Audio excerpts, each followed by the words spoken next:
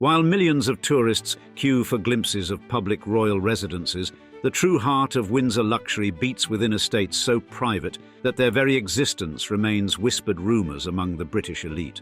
These are the sanctuaries where helicopter landings are routine, where dinner parties include heads of state as casual guests, and where children play in gardens larger than most towns while surrounded by security details that could protect small countries. Today, we tour where the Windsor family actually lives when the cameras stop rolling and the crowds go home, in a realm of absolute privilege that makes fairy tales seem modest by comparison. When Queen Victoria first gazed upon the rugged Scottish Highlands, she didn't just see mountains and glens. She envisioned a private paradise where Britain's most powerful family could escape the weight of their crowns. Through generations of monarchs, this granite fortress would become more than just a summer castle. It would transform into the heart of royal Scotland, where tartan meets tradition and where even queens can pretend to be ordinary. Therefore, in today's episode of Old Money Mansions, we unlock the secrets of Balmoral, where Highland mists shroud 2 centuries of royal history, and where every stone tells a tale of power, privilege, and surprising humanity.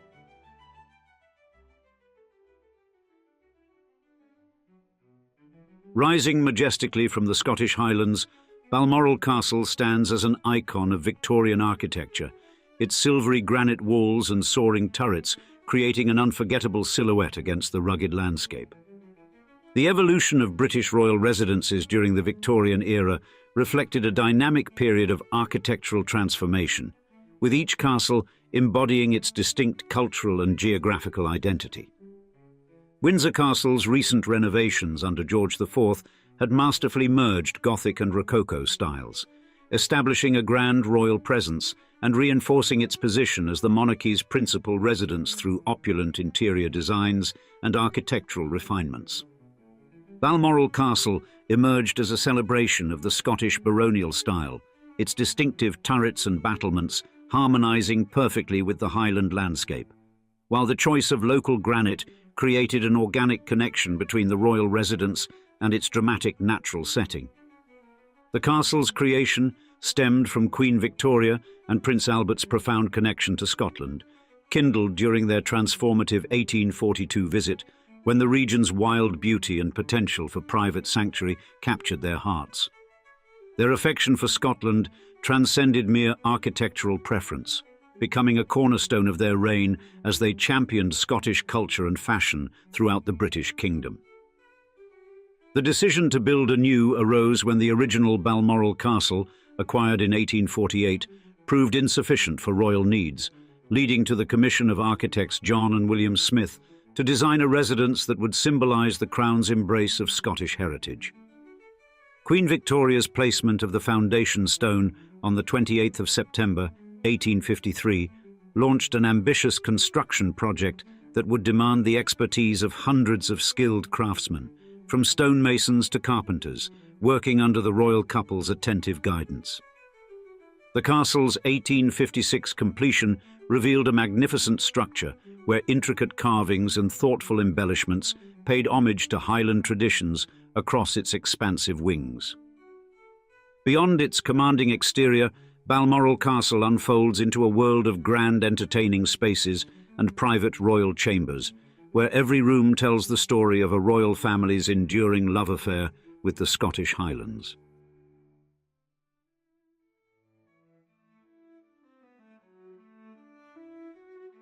Step inside Balmoral Castle and you'll discover an enchanting world where Scottish heritage meets Victorian refinement, as Prince Albert's 1850s vision comes alive through a masterful blend of Highland tradition and royal elegance.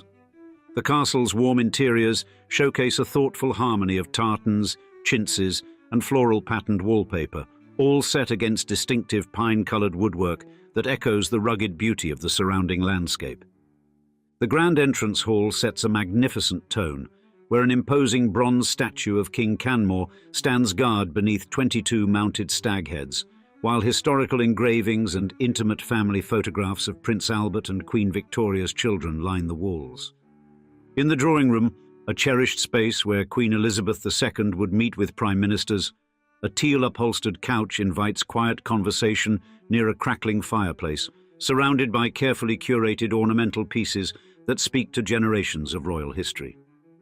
The study, once the Queen's morning sanctuary for state affairs, embraces its Scottish soul through plaid carpeting and white floral fabrics, while leather-bound books and stately grandfather clocks add gravitas to this working space. The magnificent ballroom, home to the celebrated Gillies Ball, stands as the castle's crowning achievement, where plaid wall coverings and ornately carved wooden cabinets create a backdrop for gilded portraits, while mounted stag heads and spectacular chandeliers recall the splendor of Queen Victoria's era. In the formal dining room, oversized portraits of Queen Victoria and Prince Albert preside over gatherings, their presence amplified by royal Stuart tartan drapes that infuse the space with ceremonial Scottish flair. The family dining room offers a more intimate setting, where traditional Scottish furnishings and tartan motifs create a comfortable atmosphere for casual royal meals. Throughout these storied rooms, local materials and Highland motifs weave together the royal family's deep connection to Scotland, while subtle modern touches like flat-screen televisions discreetly bridge past and present. This careful preservation of Prince Albert and Queen Victoria's original vision has created an enduring sanctuary where Scottish tradition and royal heritage intertwine, each room telling its own chapter of the British monarchy's love affair with the Highlands. Beyond these intimate spaces, Balmoral's majestic towers rise toward the Highland sky, while below, the castle's legendary gardens unfold across the estate, offering new discoveries at every turn.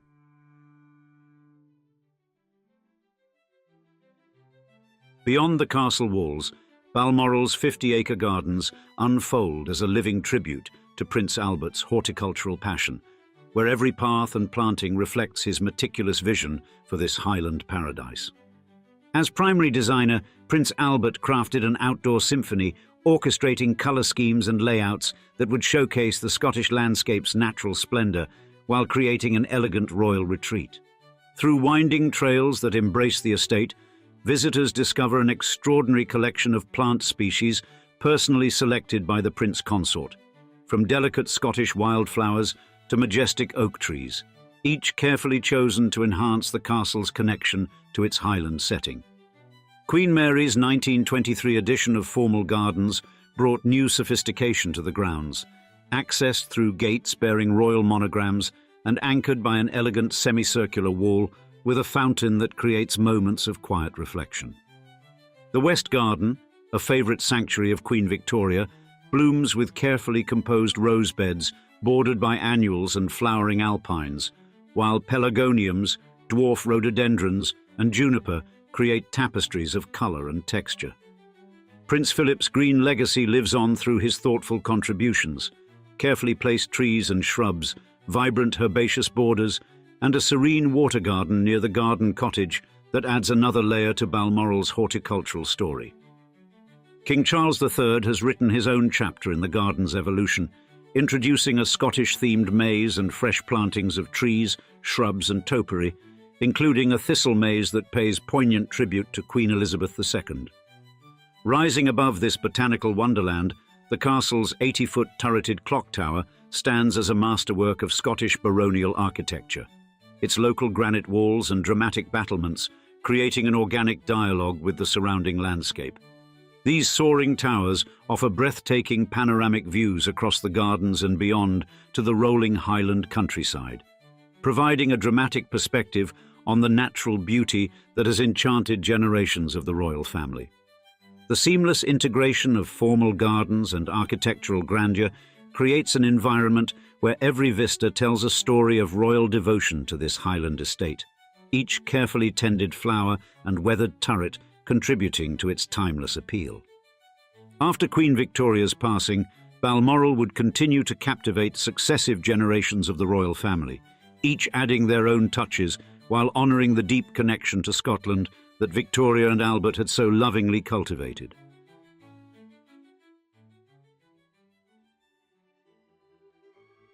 After Queen Victoria's passing in 1901, Balmoral Castle entered a new chapter as King Edward VII inherited this private Highland sanctuary through his mother's carefully crafted will, maintaining the cherished tradition of summer and autumn retreats. King Edward VII and Queen Alexandra embraced the estate's outdoor lifestyle with enthusiasm, spending their days hunting and riding across the sweeping grounds, finding in Balmoral's tranquil setting a perfect escape that reinforced their deep connection to Scottish culture. The castle's significance as a symbol of royal affection for Scotland remained unchanged, its Scottish baronial architecture and local granite walls standing as a symbol of the region's rich cultural heritage. When King George V ascended to the throne in 1910, he continued these beloved traditions, though World War I temporarily disrupted the family's Highland sojourns as royal duties took precedence over leisure.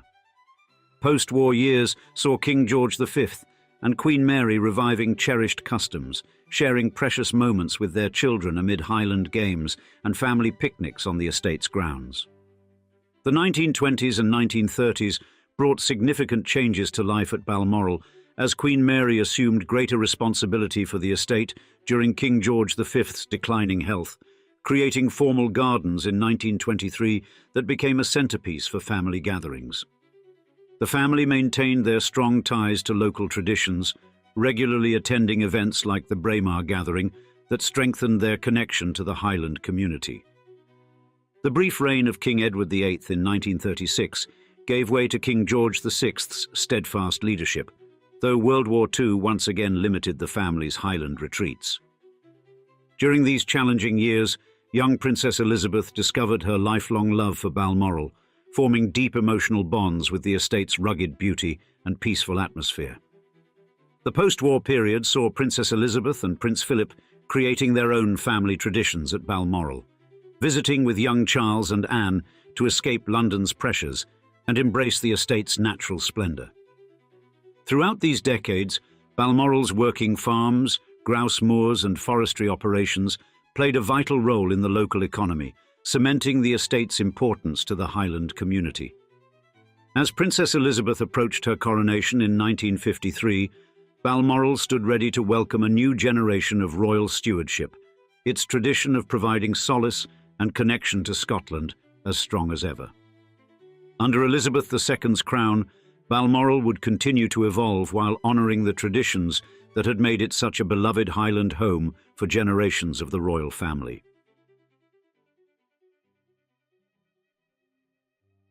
Following her coronation in 1953, Queen Elizabeth II transformed Balmoral Castle into more than just a summer residence.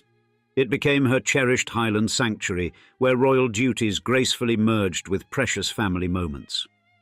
Within the castle's protective walls, the Queen masterfully balanced her responsibilities, reviewing state papers and hosting official meetings while carving out invaluable time with her children, Charles and Anne, away from London's relentless spotlight. The expansive estate provided the perfect backdrop for the Queen's beloved outdoor pursuits, from horseback riding through heather-covered hills to fishing in crystal-clear streams and participating in traditional deer-stalking expeditions. Prince Philip left his own mark on Balmoral's landscape, enriching the grounds with thoughtfully designed herbaceous borders and a serene water garden that enhanced the estate's natural splendor. Together, the Queen and Prince Philip maintained deep connections with local traditions, regularly attending the Braemar Gathering, where Highland Games celebrated Scotland's rich cultural heritage. The estate's tranquil atmosphere offered the royal family rare moments of privacy, allowing them to escape the intense media scrutiny that followed their every move in London. These peaceful interludes amid Balmoral's rugged beauty became an essential part of the Queen's annual calendar, providing both restoration and connection to the Scottish landscapes she held dear. Following Queen Elizabeth II's passing at Balmoral in 2022, King Charles III has ushered in a new era for the historic estate, implementing significant changes that honour tradition while embracing the future. Under his stewardship, Balmoral has opened its doors to the public for the first time, offering exclusive tours that provide unprecedented access to this royal sanctuary. The estate's gift shop has undergone a thoughtful transformation, now showcasing local craftsmanship and sustainable products that reflect the royal family's commitment to supporting Scottish artisans. Today's visitors to Balmoral can explore its magnificent gardens, spot native wildlife like red squirrels, and participate in activities ranging from golf to Land Rover expeditions across the grounds. The estate has also become a hub for community engagement, hosting events like Run Balmoral that draw participants from around the world, while maintaining its role as a beloved royal retreat. Through centuries of change, Balmoral Castle stands as an enduring symbol of the profound connection between the British monarchy and Scotland, a relationship that continues to deepen with each passing generation. When Anne, Princess Royal, truly relaxes, this is where she does it, not in gilded palaces or tourist-filled castles, but behind the discreet stone walls of a Georgian country house planted in 700 acres of Cotswold countryside. You see, this stately manor operates by entirely different rules than other royal residences, functioning as genuine working farmland where rare breed livestock graze, Olympic-level horses train, and 3 generations of a royal family pursue country life without ceremony or pretension. And a glimpse through Zoom calls during the pandemic revealed interiors devoid of throne room grandeur, instead showing comfortable rooms with family photographs, modest watercolors, and the accumulated mementos of a life spent outdoors rather than on parade.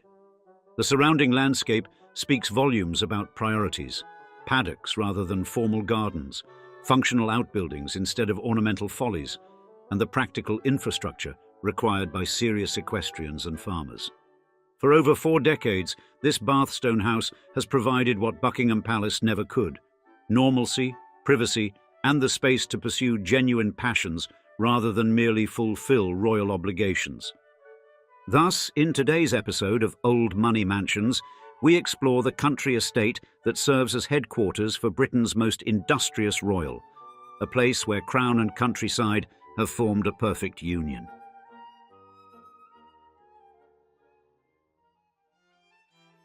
Between the villages of Minchinhampton and Avening in Gloucestershire's countryside stands Gatcombe Park, a Georgian country house that serves as the private residence of Anne, Princess Royal, a practical home befitting Britain's hardest-working royal family member.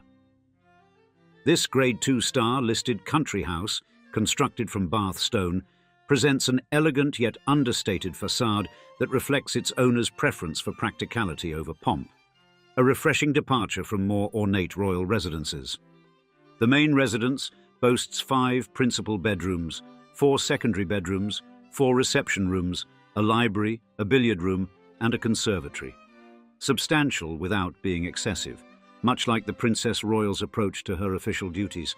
While few are ever privileged to see inside, the interiors are reportedly traditional and comfortable, maintaining the house's historic character while serving as a functional family home rather than a museum piece.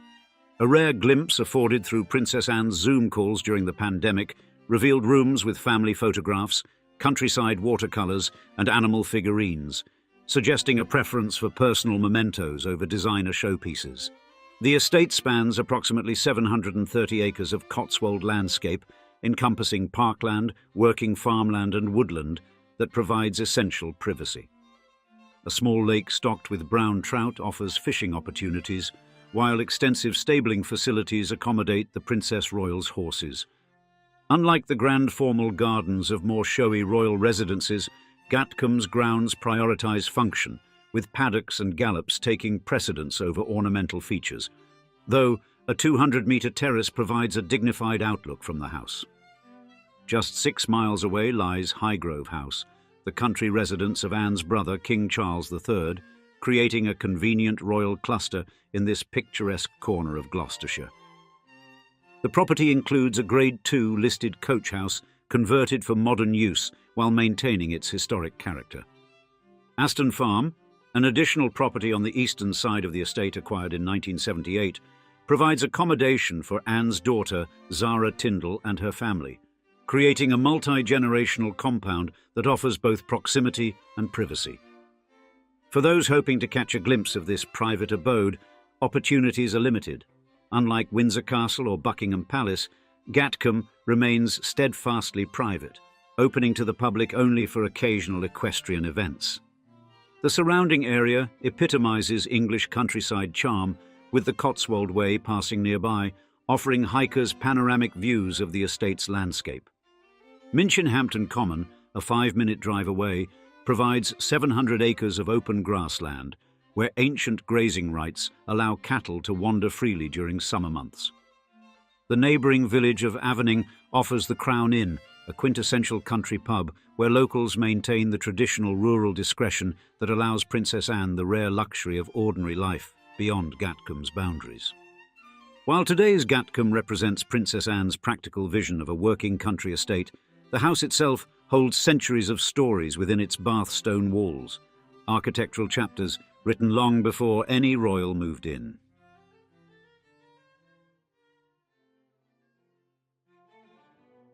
Long before Princess Anne took ownership, Gatcombe Park had established itself as a substantial country property with an impressive lineage of owners, each leaving their mark on this distinguished Gloucestershire estate. The estate's foundations lie in the ancient manors of Minchinhampton and Avening, which, after the dissolution of the monasteries, found themselves in the possession of Lord Windsor. By 1656, the land had been purchased by Philip Shepherd, beginning a family association that would eventually lead to the construction of the original house, when Samuel Shepherd left the core hillside land to his brother Edward in his will of 1770. Edward Shepherd, a successful clothier who had done well from the region's thriving textile industry, commissioned the construction of a new house between 1771 and 1774.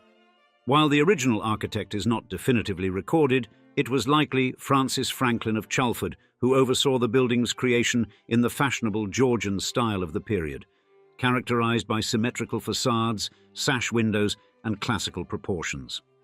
The house received a significant upgrade when purchased in 1814 by David Ricardo, a speculator and theoretical economist whose financial success validated his economic theories.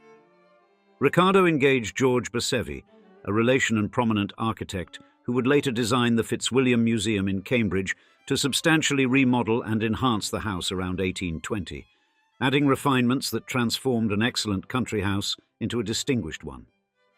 This renovation introduced the conservatory and created the essential structure of the house we see today, with Bassevi establishing Gatcombe as a quintessential example of late Georgian country house design. Elegant without being showy, substantial without being oppressive. The property remained in the Ricardo family for more than a century before being acquired in 1940 by Samuel Courtauld, the art collector whose textile fortune ironically echoed the original owner's source of wealth. After Courtauld's tenure, the estate passed to his son-in-law, Lord Butler of Saffron Walden, the former Home Secretary and Master of Trinity College, Cambridge.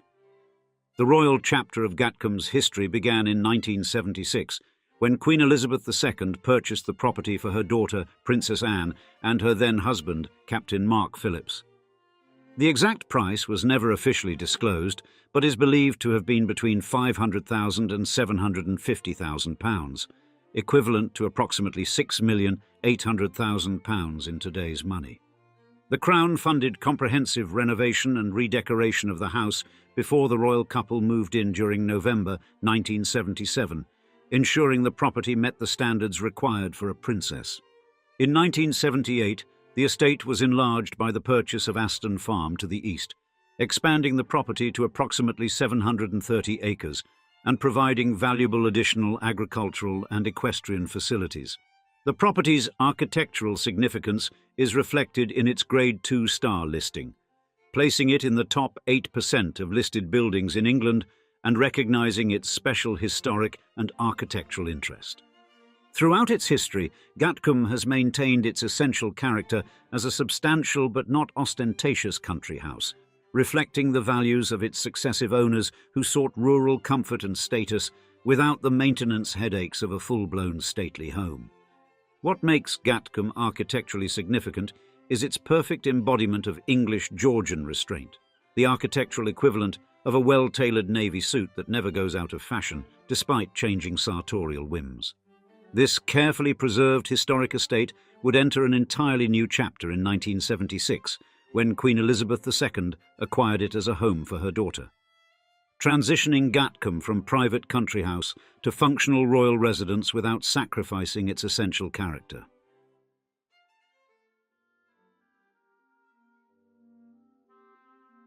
When Princess Anne and Captain Mark Phillips took up residence at Gatcombe Park in November 1977, they brought with them a shared enthusiasm for horses that would influence the estate's development for decades to come. The couple's status as Olympic-level riders, Anne having competed in the 1976 Montreal Games and Phillips winning gold at Munich 4 years earlier, meant that the extensive stabling and surrounding countryside weren't merely decorative features, but essential infrastructure for their sporting ambitions. Their children, Peter and Zara Phillips, grew up with the rare privilege of 700 acres as their playground. A childhood vastly different from the confines of traditional royal residences. The estate's expansion in 1978 with the purchase of Aston Farm demonstrated the family's commitment to rural life and provided additional space for their growing equestrian operations. While never a public royal residence like Windsor or Sandringham, Gatcombe gradually emerged as a centre for equestrian excellence, with the inaugural Gatcombe Horse Trials established in the early 1980s. These trials evolved into the Festival of British Eventing, an annual highlight of the equestrian calendar that attracted the world's top riders, more than 40,000 spectators, and BBC television coverage. The domestic arrangements at Gatcombe took an unexpected turn in 1989 when Princess Anne and Mark Phillips separated after 15 years of marriage, creating the awkward situation of dividing a royal estate that had been a wedding present. Following their divorce in 1992, the Princess Royal remained at the main house while Phillips initially lived at Aston Farm with his second wife, a proximity that speaks to remarkably civilized post-marital relations. Princess Anne's second marriage to Commander, now Vice Admiral, Timothy Lawrence in December 1992 brought a new resident to Gatcombe, though one considerably less interested in horses than the previous master of the house. Throughout these personal transitions, the princess maintained Gatcombe as a working estate rather than merely a royal residence, her practical approach to country living reflecting an unsentimental attitude toward property ownership that prioritized sustainability. Both Peter and Zara Phillips enjoyed cottages on the estate until their respective marriages, allowing the young royals to maintain their privacy while remaining within the protective embrace of the family compound, an arrangement that balanced independence with security concerns. Zara's emergence as an accomplished equestrian in her own right, culminating in a silver medal at the 2012 London Olympics, ensured that Gatcombe stables remained central to the family's identity, with the estate providing essential training facilities for a second generation of royal riders. After their marriage in 2011, Zara and her husband, former England rugby player Mike Tindall, initially lived in Cheltenham but sold their house in January 2013 to move to the Gatcombe estate. Peter Phillips, meanwhile, maintained his connection to the estate even after his marriage to Autumn Kelly, with the couple raising their daughters Savannah and Isla with regular access to Gatcombe before their separation in 2019, providing the next generation with the same country upbringing their father had enjoyed. The estate's highest public profile came during the 21st century when the Festival of British Eventing attracted elite competitors and thousands of spectators annually, the event becoming a fixture of the British sporting calendar and a significant, if limited, opportunity for the public to experience parts of this otherwise private estate. The 2023 cancellation of this long-running festival marked the beginning of a new phase for Gatcombe Park, emphasizing its primary functions as private residence and productive agricultural property. A shift reflecting the evolving priorities and economic realities of maintaining a substantial country estate in challenging times.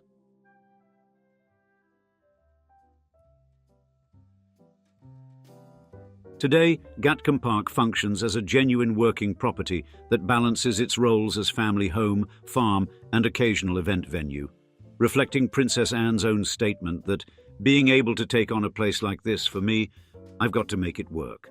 This is not something that comes free. The estate operates as a working farm with rare breeds of livestock including Gloucestershire Old Spot pigs, White Park cattle, Wiltshire horn sheep, and various poultry. combining agricultural production with conservation of traditional British breeds. The Princess Royal's commitment to agricultural sustainability extends to organic farming practices and the preservation of native breeds, combining historical conservation with modern environmental awareness. Horse-related activities remain important at Gatcombe, though the Festival of British Eventing was cancelled in 2023 after nearly 4 decades, a decision driven by increasing costs and logistical challenges despite the event's popularity and prestige. Smaller horse trials in spring and autumn continue to take place on the estate, with courses designed by Princess Anne herself. The estate's biannual craft fairs, featuring around 160 exhibitors in May and October, offer rare opportunities for the public to glimpse parts of Gatcombe. Gatcombe's function as a family compound has intensified in recent years, with Zara and Mike Tyndall raising their 3 children, Mia, Lena and Lucas, on the estate, creating a decidedly unstuffy royal upbringing characterised by muddy boots, ponies and the unique experience of having a grandmother who appears on postage stamps.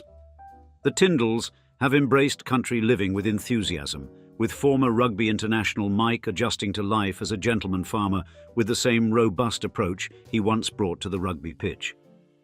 Peter Phillips also maintains a presence at Gatcombe, continuing the estate's tradition as a multi-generational family centre, creating one of Britain's most exclusive co-parenting arrangements following his separation from Autumn Phillips, with grandchildren Savannah and Isla enjoying consistent access to both their royal heritage and substantial outdoor space. Security at Gatcombe remains appropriately discreet, without the ceremonial guards and visible measures that characterise more famous royal residences, yet substantial enough to ensure privacy and safety for a princess who ranks consistently high on the list of hardest-working royals. Maintenance of the Grade 2. Star-listed main house and its outbuildings presents ongoing challenges, requiring the balance of historic preservation with modern functionality, a task that Princess Anne approaches with characteristic efficiency, prioritising structural integrity over decorative flourishes. Environmental considerations have become increasingly central to Gatcombe's management, with woodland conservation, water management and energy efficiency measures implemented across the estate, reflecting both contemporary environmental awareness and the practical reality that sustainable practices often align with economic efficiency. Unlike some royal residences that function primarily as tourist attractions or ceremonial backdrops, Gatcombe remains fundamentally private, opening to the public only for specific events rather than regular tours, preserving its character as a genuine home rather than a heritage experience with royal connections. The estate's livestock operations contribute to its economic sustainability while advancing conservation of rare breeds, with Princess Anne taking a hands-on approach that occasionally results in the surreal tabloid headline about a princess being injured by her own livestock. Gatcombe's position within the larger Cotswold landscape exemplifies thoughtful integration of heritage, agriculture and conservation, maintaining historic field patterns and woodland while adapting farming practices to contemporary environmental understanding. For royal observers, Gatcombe provides insights into Princess Anne's character, its working farm, practical facilities, and absence of ostentation, perfectly embodying her reputation as the no-nonsense royal who prioritises duty over glamour and substance over ceremony. The shipping heiress wrote a cheque for £4.5 million, then disappeared, her anonymous donation rescuing a Victorian hunting palace that had already survived 2 catastrophic fires and ownership by an American billionaire with more money than Scotland has reign. Anne-Marie Salverson, heir to the Christian Salverson shipping fortune, couldn't bear to see Mar Lodge demolished or converted into luxury condos, so she casually dropped enough cash to preserve 29,000 hectares of Highland wilderness for future generations. Cross the Victoria Bridge over the rushing Dee, and suddenly you're facing Scotland's most spectacular architectural survivor. A pale granite fortress with Tudor-inspired gables and enough aristocratic history to make Downton Abbey look like amateur dinner theatre. 430 dead stags stare down from the ballroom walls and ceiling, a macabre monument to Victorian hunting mania that transforms countless animals into the world's most unsettling interior design statement. Queen Victoria herself laid the foundation stone in 1895, beginning an architectural odyssey that would cost nearly £40,000. In today's episode of Old Money Mansions, we explore Scotland's forgotten palace, where royal connections, catastrophic fires, and secret millionaire saviours created a survival story.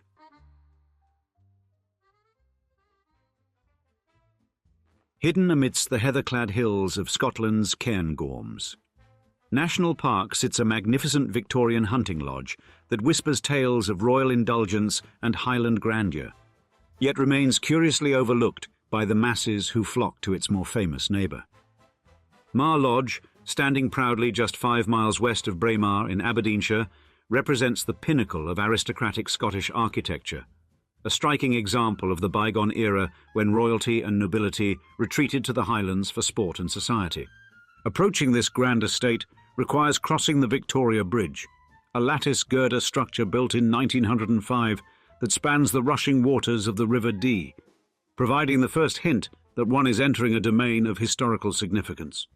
The lodge itself presents an impressive facade of pale granite with steep red-tiled gables, decorative half-timbered bargeboards and tall chimneys, a distinctive late Victorian architectural symphony that marries Tudor elegance with Highland robustness. Step inside the main building and you're immediately transported to a world of Victorian splendour, where the Great Hall with its grand staircase, now a popular spot for exchanging wedding vows, sets the tone for the opulence that follows. The interconnecting public rooms reveal the true character of this royal retreat, from the bright and spacious drawing room with ornate ceiling cornices and carved mahogany mouldings, to the elegant Cragan ballroom and formal dining room, each space meticulously preserved to reflect the lodge's 19th century heyday. But the highlight must surely be the extraordinary Stag Ballroom, a unique timber building displaying an astonishing collection of over 430 stag antlers dating from the Victorian era through 1932, a haunting reminder of an era when mounted heads were displayed not as mere trophies, but as symbols of aristocratic achievement. Adjacent sits St Ninian's Chapel, another Grade B listed building constructed simultaneously with Mar Lodge between 1895 and 1898, serving as the spiritual heart of the estate and final resting place for the Duke and Duchess of Fife. Beyond the buildings, the Mar Lodge estate unfolds in magnificent Highland splendour, spanning over 29,000 hectares of diverse landscapes that include heather moorland, ancient Caledonian pine forest, towering mountains, including 4 of the 5 highest peaks in the United Kingdom, and the winding waters of the River Dee. This vast wilderness, now Britain's largest national nature reserve, hosts a remarkable array of wildlife, from red deer and red squirrels to golden eagles and the rare Scottish crossbill, making it a paradise for naturalists and outdoor enthusiasts alike. Today's visitor can explore scenic spots like the Linn of Dee, a dramatic river gorge once frequented by Queen Victoria herself, while those fortunate enough to stay overnight can enjoy 5 luxurious self-catering apartments that maintain the grandeur of the original building while providing modern comforts. As the sun sets behind the Cairngorm peaks, casting long shadows across the estate's ancient pine woods, one can almost hear the echoes of aristocratic laughter and the clinking of crystal glasses from Mar Lodge's glamorous past. A reminder that while Balmoral may have claimed the spotlight, its forgotten sister harbours equally captivating secrets within its granite walls and beyond.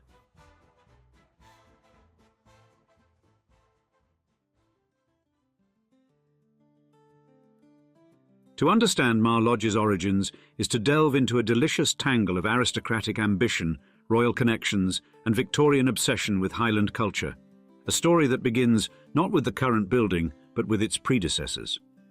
The saga stretches back to the 18th century, when William Duff, Baron Bracco, acquired the Dalmore estate between 1730 and 1737, establishing what would become the first iteration of Mar Lodge. The Duff family were powerful aristocrats who owned vast swathes of land across Scotland, accumulating feudal baronies like modern billionaires collect companies. This first lodging, Dalmore House, served the family until 1829, when the Muckle Spate, a catastrophic flood damaged it beyond repair.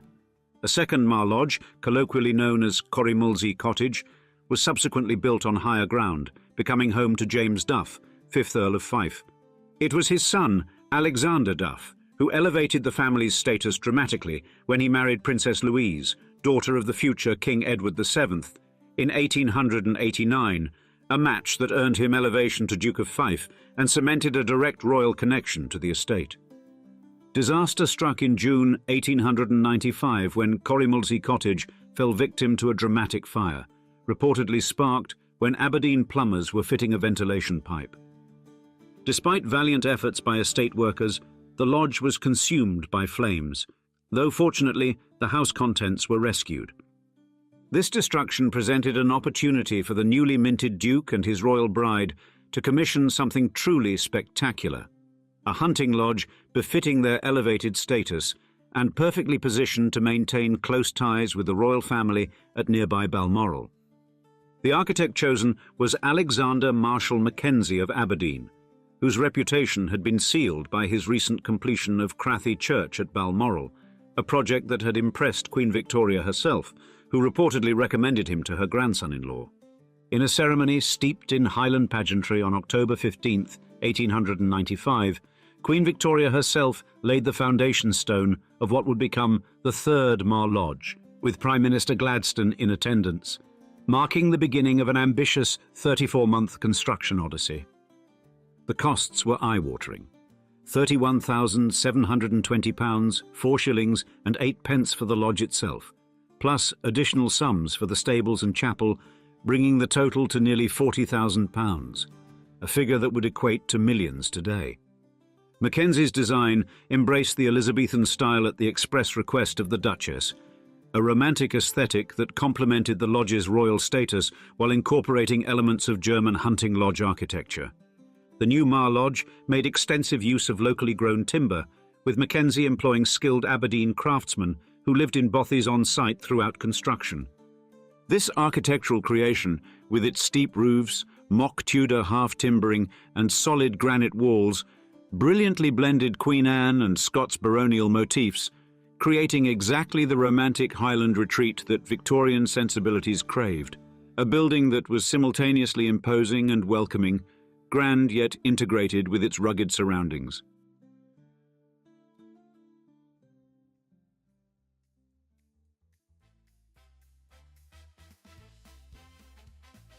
The turn of the 20th century marked the beginning of Mar Lodge's golden era, a time when the magnificent hunting retreat became the epicenter of aristocratic Highland society and a cherished extension of the royal circle. Under the stewardship of Alexander Duff, 1st Duke of Fife, and his wife Princess Louise, Mar Lodge quickly established itself as one of the most prestigious addresses in Scotland, a place where royalty could relax away from the strictures of court life yet remain within the comfortable embrace of luxury.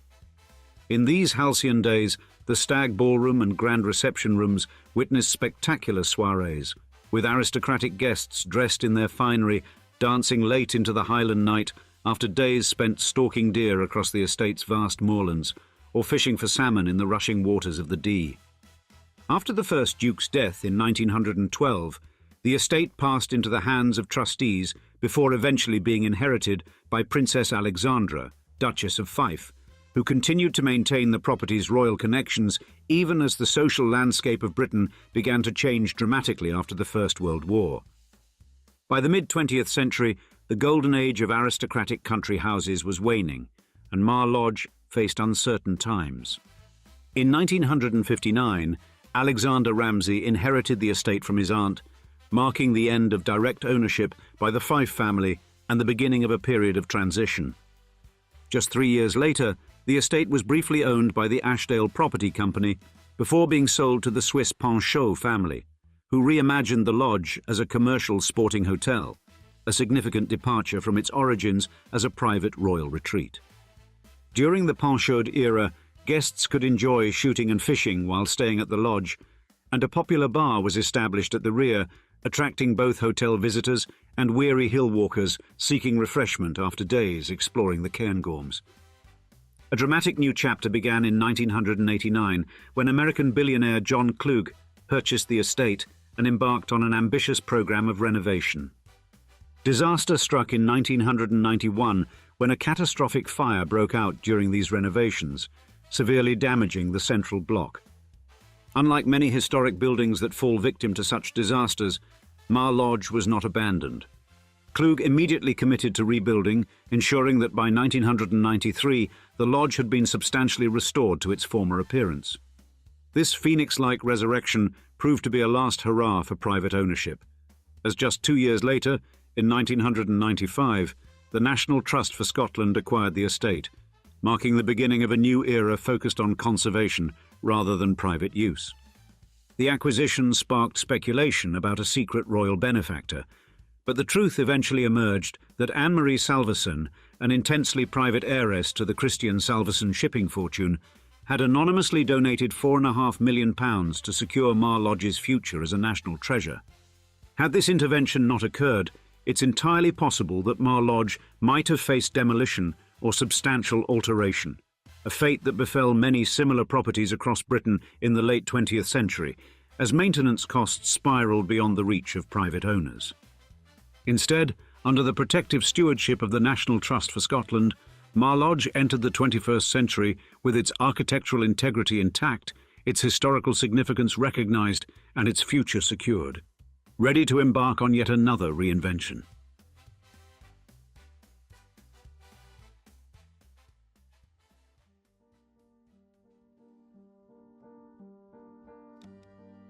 Nearly 130 years after Queen Victoria laid its foundation stone, Mar Lodge stands as a remarkable example of successful architectural preservation and environmental stewardship, a Victorian hunting estate transformed into a multifaceted national treasure.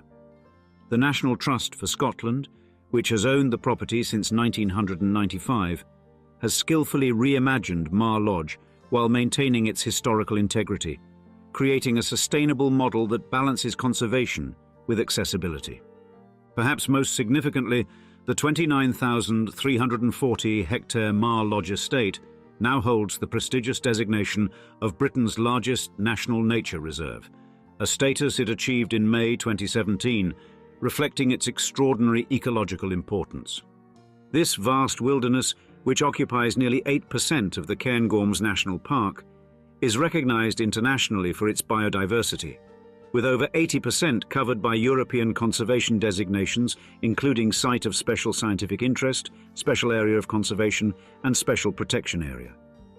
The estate encompasses remnants of the ancient Caledonian pine forest, which the Trust is working diligently to regenerate through careful management of deer populations and removal of non-native species. Wildlife thrives across this protected landscape, from red squirrels and pine martens in the woodlands to golden eagles soaring above the high plateaus. Visitors can now explore this magnificent highland wilderness via an extensive network of trails, guided by rangers who share their knowledge of the area's ecology and history, creating educational experiences that foster appreciation for Scotland's natural heritage. The lodge itself has undergone a remarkable transformation from private hunting retreat to public asset, with the National Trust converting the main building into luxurious self-catering apartments that maintain the historic character while providing contemporary comforts. Mar Lodge has also established itself as one of Scotland's most distinctive wedding venues, where couples can exchange vows in several spectacular locations, from the grand staircase in the Great Hall to the extraordinary stag ballroom with its thousands of antlers, creating an atmosphere that simply cannot be replicated elsewhere. History enthusiasts can glimpse behind the granite facade through guided tours offered between April and October, the only opportunity for day trippers to peek inside the otherwise private lodge, chapel, and that extraordinary tribute to Victorian hunting prowess, the stag ballroom. The estate's regeneration strategy extends far into the future, with the National Trust developing a comprehensive 500-year vision for Mar Lodge's woodlands, an extraordinarily ambitious timeframe that demonstrates genuine commitment to long-term ecological recovery. Perhaps the most remarkable aspect of Mar Lodge's current incarnation is how it has democratized access to this magnificent landscape. Where once only the elite few could enjoy these spectacular surroundings, now thousands of visitors annually experience the estate under the Scottish Outdoor Access Code. This transformation from exclusive royal retreat to public heritage site represents a profound shift in our relationship with historic properties, recognizing that their preservation is not merely about maintaining buildings, but about sharing their beauty, history, and natural environment with the widest possible audience. As twilight falls over the cairngorms and the granite walls of Mar Lodge glow pink in the evening light, one cannot help but reflect on the extraordinary journey this forgotten sister of Balmoral has taken from royal indulgence to near destruction, from private playground to public treasure.